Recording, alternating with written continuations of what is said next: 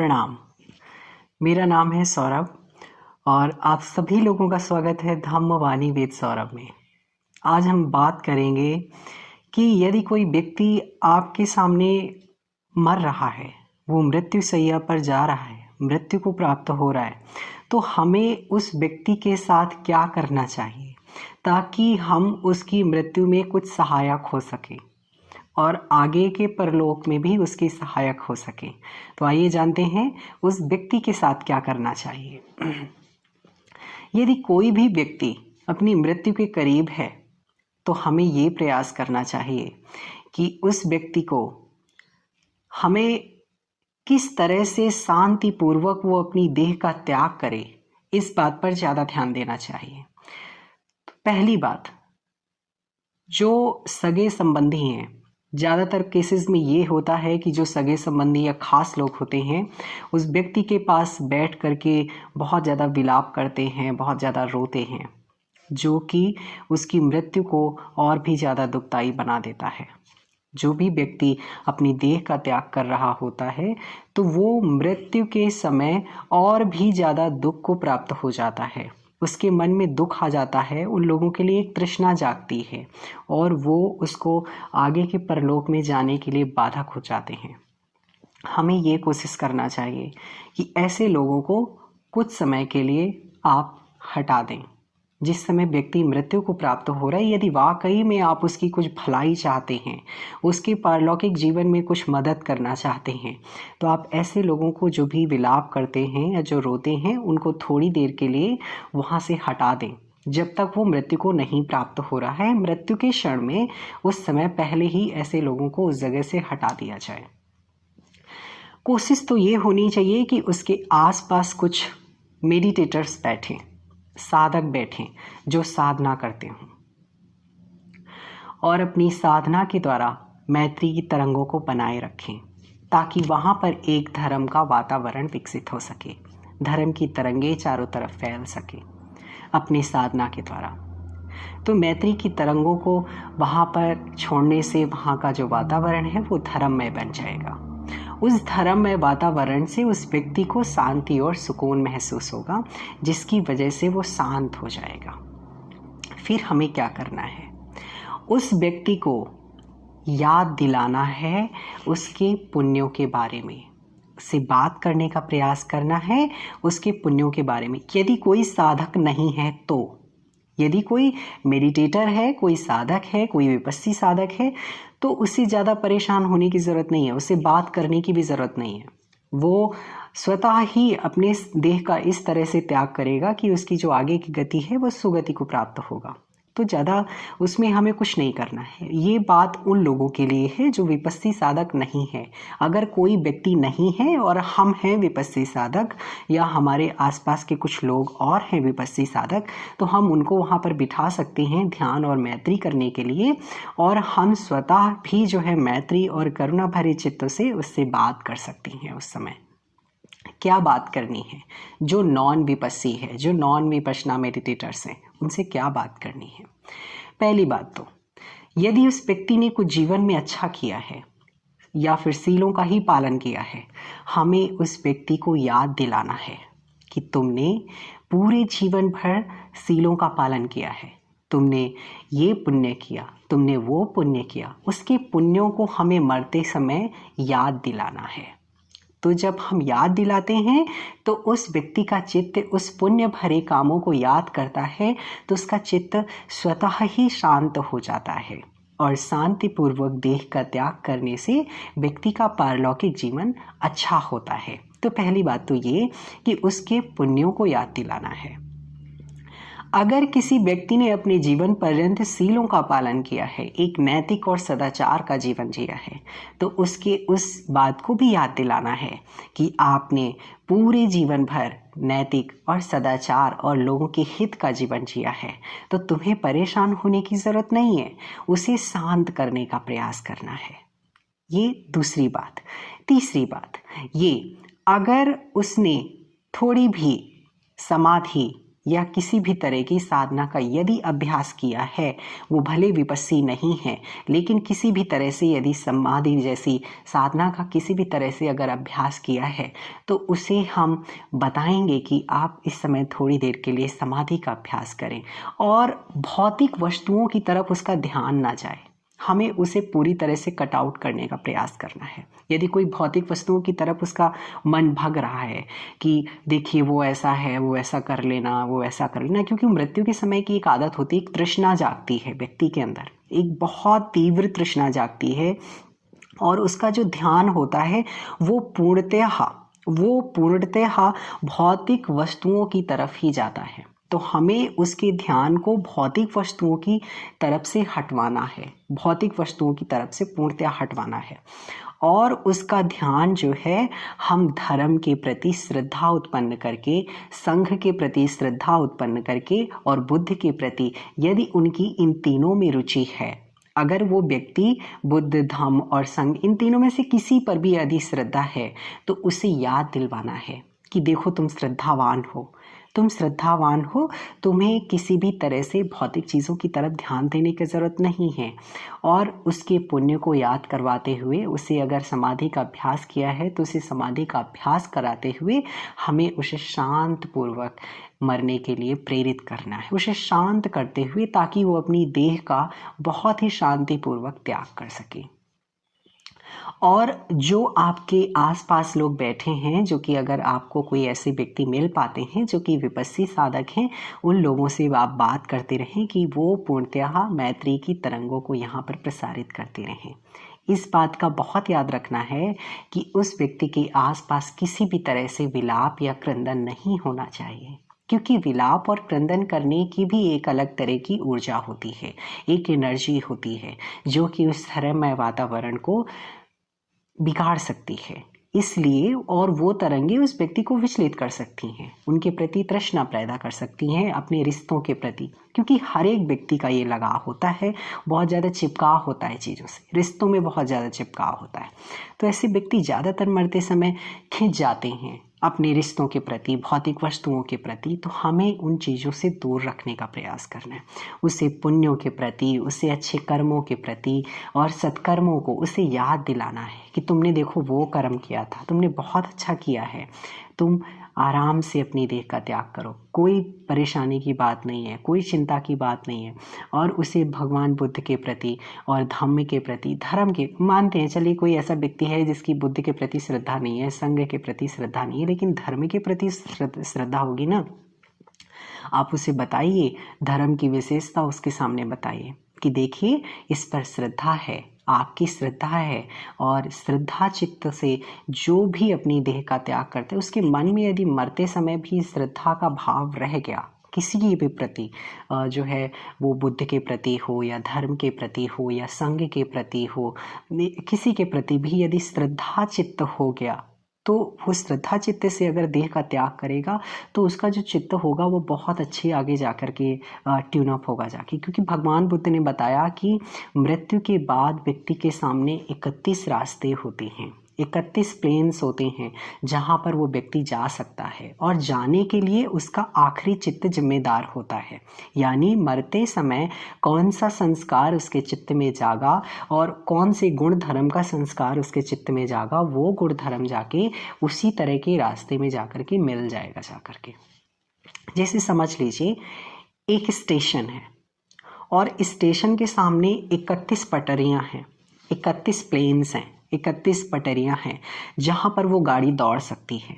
तो ये स्टेशन में जो गाड़ी खड़ी है, इसका जिस तरह से गुण धर्म स्वभाव का चित्त में संस्कार जागेगा, अंतिम संस्कार, वो उधर ही जाके पटरियों में जाकर के ट्यून अप हो जाएगी और उधर ही गाड़ी भग चलेगी, यानी जीवन अगला प्रारंभ हो जाएगा। जैसे कि यूं बुझा और यूं स्टार्ट हुआ, ब्रेक नहीं होता है, किसी भी तरह से इसमें ब्रेक नहीं होता है, बिल्कुल नहीं। यहाँ खत्म हुआ जीवन और अगला जीवन तुरंत वहां पर शुरू हो गया जाकर। किसी भी जाके प्लेन्स में एग्जिस्टेंस आपकी हो जाएगी जा करके। मैं किसी भी दिन इस पे भी वीडियो बनाऊंगा कि कौन से 31 प्लेन्स होते हैं और वहाँ पर भगवान बुद्ध ने क्या क्या एग्जिस्टेंस बताया है, कहाँ कहाँ पर हमारा जीवन हो सकता है। तो इस पर हम अलग चर्चा करेंगे, लेकिन आज सिर्फ हमें इतना करना है कि किसी भी मरते हुए व्यक्ति के सम्मुख हमें धर्ममय वातावरण बना के रखना है, उसके सामने बैठ करके मैत्री करनी है। और यदि विपस्सी साधक हैं तो आप इकट्ठा कर सकते हैं ऐसे लोगों को जो विपश्यना ध्यान करते हैं या मैत्री साधना करते हैं या समाधि का ही ध्यान करते हैं। ऐसे लोगों को बुला करके वो बैठ करके मैत्री ध्यान साधना कर सकते हैं, जिससे पूरा वो वातावरण होगा वो धर्म का वातावरण होगा और व्यक्ति जो है शांत हो जाएगा, उस धर्ममय वातावरण में शांत हो जाएगा। उसका जो ध्यान होगा वो भौतिक वस्तुओं के प्रति या किसी अदर जो बहुत तरह की तृष्णाएं होती हैं वहाँ पर नहीं जा पाएगा। तो जो देह का त्याग हो वो बहुत ही अच्छा होगा और आगे का पारलौकिक जीवन भी अच्छा हो जाएगा। यदि व्यक्ति ने अच्छा किया है तो ही हो पाएगा। ये कोई चमत्कार वाली बात नहीं है कि किसी व्यक्ति ने जीवन पर्यंत कुछ अच्छा नहीं किया और अंतिम समय हम उसके मन में श्रद्धा उत्पन्न करें, वो हो ही नहीं पाएगा। ये सिर्फ उसी व्यक्ति के साथ हो पाएगा जिसने वाकई में अपने पूर्व जन्मों में अच्छा किया है, अपने पूरे जीवन भर अच्छा किया, पूर्व जन्म नहीं, अपने पूरे जीवन भर अच्छा किया है, जिसने पुण्य किया है, सदाचार का जीवन जिया है, या धर्म के प्रति श्रद्धा है, या संघ या बुद्ध के प्रति यदि श्रद्धा है, तो तभी वो चीज़ आ पाएगी उसके अंदर। तो हमें इन सब चीज़ों को याद दिलवाना है ऐसे व्यक्ति को और धर्ममय वातावरण बना करके रखना है। एक तो ये बात हो गई।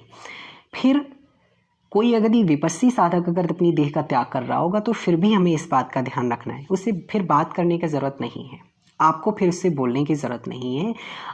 लेकिन इस बात का याद रखना है कि उसके सामने विलाप और क्रंदन किसी भी तरह से नहीं होना चाहिए, क्योंकि वहाँ पर दुख की तरंगें जाएंगी और वो दुख की तरंगें उसे प्रभावित कर सकती हैं और उसके अंतिम समय को खराब कर सकती हैं।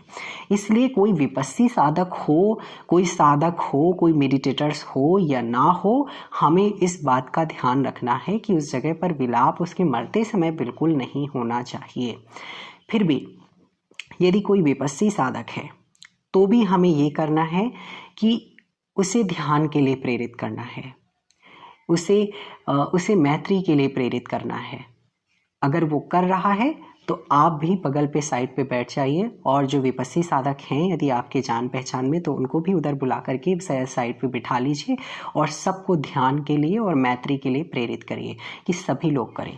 इससे क्या होगा कि वहाँ का पूरा जो वातावरण है वो धार्मिक वातावरण बन जाएगा, पूरा एक धर्ममय वातावरण बन जाएगा। तो वहाँ की जो तरंगें होंगी वो उसको सुकून और शांति प्रदान करेंगी और वो शांति की तरंगें उसको शांतिपूर्वक मरने को, देह को छोड़ने में मदद करेंगी। तो उसका इस जीवन में भी अच्छा हो जाएगा और जो भी व्यक्ति शांतिपूर्वक या अपनी देह का बहुत ही शांति से अपनी देह का त्याग करता है तो उसका जो अगला जीवन होता है वो ज़्यादातर अपाय गतियों में नहीं जा पाता है। जो व्यक्ति तृष्णा और भौतिक वस्तुओं से चिपकाव के साथ में या किसी विकार के साथ में या दुख के साथ में अपनी देह का त्याग करता है, छटपटाते हुए देह का त्याग करता है, वो ज़्यादातर व्यक्ति जो है अपाय गतियों में जाते हैं। आप बहुत ईजिली पहचान सकते हैं यदि कोई व्यक्ति मृत्यु को प्राप्त कर रहा है और वो बहुत ज़्यादा छटपटाता है, उसकी आंखों के सामने डर है या फिर जो है बहुत ज़्यादा उसे पीड़ा है किसी तरह की, बहुत ज़्यादा बेचैनी है उसके मन में अंतिम समय पर और वो भी रो रहा है, क्रंदन करने लग रहा है, बहुत ज़्यादा विलाप कर रहा है, तो ज़्यादातर वो अपाय गतियों में ही ऐसा व्यक्ति जाता है। ये नियर डेथ एक्सपीरियंसेस में होता है कि वो ज़्यादातर जो है अपाय गतियों में ही खिंच जाता है। वो इस वजह से होता है व्यक्ति के साथ में क्योंकि मरते समय क्या होता है, उसके जो भी जीवन के जो कर्म होते हैं वो एक पिक्चर की रील की तरह पूरा चल रहा होता है उसके सामने और अंतिम समय का जो चित्त होता है जो कि आता है उसके सामने, वो उसे बहुत ज़्यादा पीड़ा और किस तरह से देता है और आगे के जिधर उसकी जो मान लो कि उसकी जो गाड़ी है वो जिधर भी पटरी में जाने वाली होती है वो भी उसे दिखाई देने लगता है, वो भी उसे समझ आने लगता है कि मेरा जो है ये जो चित्त है ये कहाँ जाने वाला है, उसे भी समझ आने लगता है बहुत बार। तो इसकी वजह से सारी चीज़ें होती हैं। ज़्यादातर केसेस में चीज़ें होती हैं कि वो अपाय गतियों की तरफ ही खींच रहा होता है। यदि कोई व्यक्ति बहुत ही शांतिपूर्वक अपनी देह का त्याग करता है तो ज़्यादातर मनुष्य योनि पे या फिर देवलोक में ही ज़्यादातर जन्म लेता है। 2 योनियों में, ज़्यादातर में मनुष्य या फिर देवलोक में। कोई व्यक्ति यदि मुस्कुराता हुआ और बहुत ही शांतिपूर्वक अपनी देह का त्याग करता है तो वो ज़्यादातर केसेस में अगर ऐसा तभी हो पाएगा, शांतिपूर्वक और मुस्कुराकर सिर्फ वही व्यक्ति अपनी देह का त्याग कर पाएगा जिस व्यक्ति ने अपने जीवन पर्यंत अपनी मुस्कुराहट को कायम रखा होगा, अपनी शांति को कायम रखा होगा। उसने बहुत ज़्यादा ब्रह्म विहारों का जो मैत्री है, इन सब चीज़ों का अभ्यास किया होगा, साधना युक्त धर्म युक्त जीवन को जिया होगा। ये सिर्फ वही व्यक्ति कर पाएगा, सब व्यक्ति नहीं कर पाएंगे। तो ऐसे व्यक्ति ज़्यादातर ब्रह्मलोक वगैरह में जन्म लेते हैं। तो मैं इसके ऊपर एक बहुत अच्छा एक डिटेल वीडियो बनाऊंगा आगे जाके, जहाँ पर मैं 31 लोगों के बारे में बताऊंगा कि ये कहाँ कहाँ कैसे कैसे होते हैं, वहाँ की उम्र क्या होती है और भगवान बुद्ध ने इनके बारे में क्या बताया है। तो हमें इस बात का ध्यान रखना है विपश्ची साधक के लिए क्या करना है और विपश्ची साधक जो नहीं है उसके लिए भी क्या करना है। तीसरी बात, अगर हमारे पास कोई ऑप्शन नहीं बचता है कि हमें क्या करना है, कुछ समझ नहीं आता है, तो भगवान बुद्ध के जो सुत्त होते हैं हम उनकी चैंटिंग बगल पे स्टार्ट कर सकते हैं। बहुत ही धीमी आवाज़ पे चैंटिंग ही स्टार्ट कर सकते हैं। यदि व्यक्ति वो कुछ नहीं कर रहा है, मान लीजिए आप उसे कुछ समझा रहे हो, वो कुछ नहीं सुन रहा है, कुछ समझने को तैयार नहीं है, क्योंकि हो सकता है वो व्यक्ति का चित्त बहुत ज़्यादा विचलित हो जाए और वो कुछ सुनने और समझने के लिए तैयार नहीं है। ये मैं तब की बात बता रहा हूँ। दूसरी बात, वो विपस्सी साधक भी नहीं है, वो कुछ सुनने को भी तैयार नहीं है। तब सिर्फ हमारे पास एक ऑप्शन बचता है कि हम लोग ध्यान पे बैठ जाएं और मैत्री चित्त का मैत्री साधना वहाँ पर करें। ऐसे लोगों को तो बिल्कुल दूर ही रखना है इस समय, जो कि क्रंदन और बहुत ही कमज़ोर हृदय या इन सब चीज़ों के होते हैं, जो विलाप करते हैं या दुख पैदा कर सकते हैं। ऐसे लोगों को तो बिल्कुल उस समय दूर ही रखना है ऐसे व्यक्ति से। उस समय हम ये कर सकते हैं कि हम खुद जो है, जो भगवान बुद्ध के जो सुत्त हैं, जिनकी हम जो कि चैंटिंग्स हैं, हम उनको चैंट कर सकते हैं।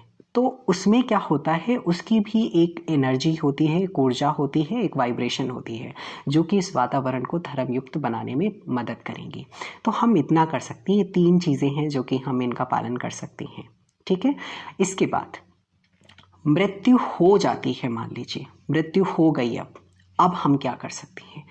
अब हम सिर्फ इतना कर सकते हैं, आप उस व्यक्ति को सोच करके जितना ज़्यादा दुख पैदा करेंगे, जितना ज़्यादा क्रंदन और विलाप करेंगे, उतना ही दुख और क्रंदन और विलाप का जो दुख की तरंगें हैं उस व्यक्ति को जा कर के स्पर्श करेंगी और उसे भी दुखी बनाएंगी। वो व्यक्ति जहाँ पर भी होगा, जिस जगह पर भी होगा, उसका चित्त जहाँ पर भी ट्यून अप हुआ होगा, जिस लोक में हुआ होगा, वो उसे वहाँ पर जाके संतापित करेंगे।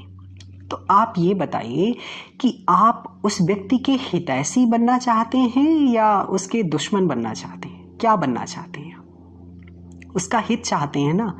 तो अगर उसका हित चाहते हैं तो वहाँ पर दुख की तरंगों को नहीं करना है। उसको सोच के कभी भी दुख या विलाप या क्रंदन नहीं करना है। हो सके तो जितना जल्दी हो सके आप उन सब चीज़ों से निकल जाइए, अगर आप उस व्यक्ति का हित चाहते हैं। क्योंकि जितना आप ज़्यादा दुख पैदा करेंगे, वो दुख की तरंगे पैदा होंगी और वो दुख की तरंगे उसे जाके प्रभावित करेंगे, उसे भी दुख देंगी। आप भी दुखित हो रहे हैं, आप भी दुख में अपना जीवन बना रहे हैं और उस व्यक्ति को भी दुखी कर रहे हैं। अगर आप उस व्यक्ति को वाकई में प्रेम करते थे, वाकई में प्रेम कर रहे हैं, तो समझदारी से काम लीजिए कि वो व्यक्ति आया था और वो आपके साथ रहा, उसका रिश्ता जैसा भी रहा आपके साथ में, वो एक इंडिविजुअल यूनिट था इस ब्रह्मांड में, एक अलग इकाई था। आप एक अलग इकाई हैं, जाना आपको भी है, जाना उसको भी है। तो कोई पहले जाता है, कोई बाद में जाता है। समझदारी से काम करके उस बात को जितना जल्दी हो सके आप निकाल दीजिए। क्योंकि उस व्यक्ति को जब जब आप सोच कर दुखी करेंगे, जब जब सोच कर दुखी होंगे, उतना ही दुख उस व्यक्ति को भी होता है। वो समझ नहीं पाएगा कि मुझे दुख क्यों हो रहा है, बट वो उसे दुख होगा। मान लीजिए आज आप कभी कभी अचानक दुखी हो जाते हैं, तो क्या होता है ना कि हम जब किसी व्यक्ति को सोचते हैं तो सोचते समय भी हमारा मन जो दुख व्यक्त करता है, उस दुख की तरंगें भी बाहर जाके डायरेक्ट उसको हिट करती हैं। ये एक बहुत बड़ा साइंस है अध्यात्म के क्षेत्र में। अभी इसको बाहरी अगर हम वैसे देखेंगे विज्ञान की दृष्टि से तो शायद ये गलत चीज़ें और अंधविश्वास जैसी चीज़ें लगेंगी, लेकिन इसका बहुत बड़ा साइंस होता है। तो आप इस बात को समझिए कि उस व्यक्ति को सोच करके कभी भी दुख व्यक्त नहीं करना है। क्या करना है, जब भी उस व्यक्ति को याद करें उसके लिए मंगल प्रार्थना करनी है। किस बात की मंगल प्रार्थना करनी है?